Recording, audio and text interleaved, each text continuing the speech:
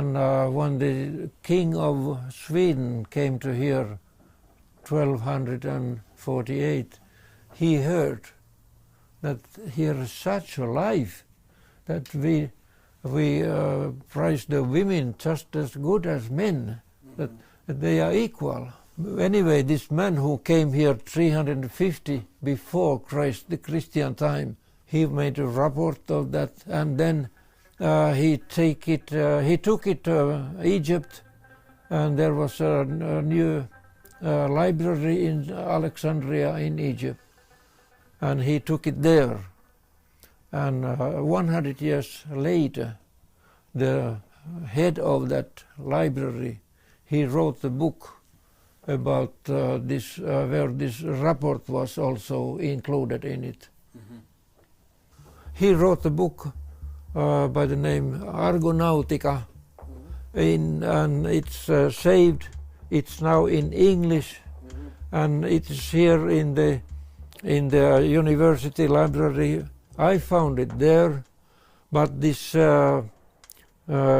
president of Estonia had also found that book and written his own book, where also this was said that this was such a peaceful place. Mm-hmm. Book and written his, but this president of Estonia had also found that book and written his own book, where also this was said that this was such a peaceful place. Mm-hmm. Paradise time. Mm-hmm. Paradise, yes.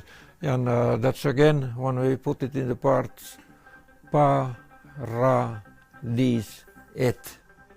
And so when we take those each part out of it, then we can know what was happened and what was done here.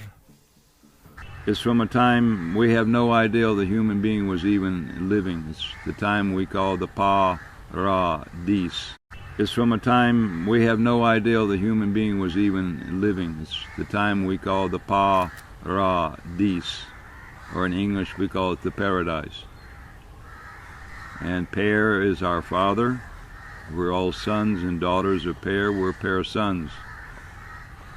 He's our parent. We come from his sperma. So for us in our story, Per is father. Ra is his son. Ra is the king. Ra is making the Ras, the race of people.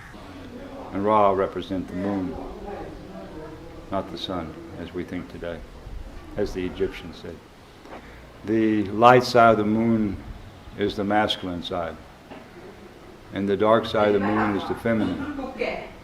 And the feminine doesn't mean, the dark doesn't mean negative in the story. The dark, it just means the mystical side. So para, the two, the father and the son. Para, di means to drink. And S is the sun in our sound system. So the paradis is the father and his son, they di, the sun. And the sun, I'll explain this later on. In our story, the sun has always been, the sun will always be. It's not a star, it's really the source, it's our soul. Our soul comes from the solar. It all goes to the sun. And the sun we call Sulin, and what we call the root language, which is the first language on the planet. And the second language on the planet we call Van language, which they call it Aurinko, which is the Finnish language itself. In English we call it sun. But if a 7-year-old Van language, which they call it Aurinko, which is the Finnish language itself. In English we call it sun. But if a 7-year-old boy comes to me and says, Jim, who's making up this life? Where does these trees come from? Where does the ocean? Where does this stick come from? I simply say the sun. If the sun doesn't shine, there's no light, there's no life, there's nothing, there's no consciousness, it's absolute black darkness. The moon gets its light from the sun, according to this story. Mars, Jupiter, Venus, these all get their lights from the sun. And this earth, everything we see here, these plants, this stick, me, this camera, Everything is made from the sun. If the sun doesn't shine, there is no movie going on. There is no life. There is no light. Every conscious thought is only here because the sun shines. If the sun didn't shine, there would be no light, no conscious, no nothing. And the small boy can understand, if the sun doesn't shine, there's nothing. So, in this understanding that the sun is the source of all that we know, even in our story, the stars are reflections of the sun.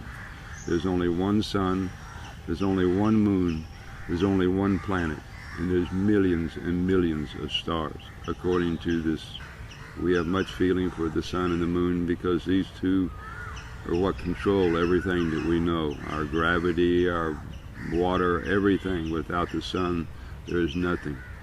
And in our story, there is nobody who made the sun. There's not some what we would call one God who lives in the space somewhere out there who made the sun on the first day. This is one belief. There is truth in it.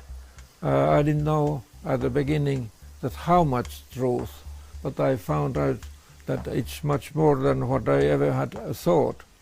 And this, because this root language is also my home language.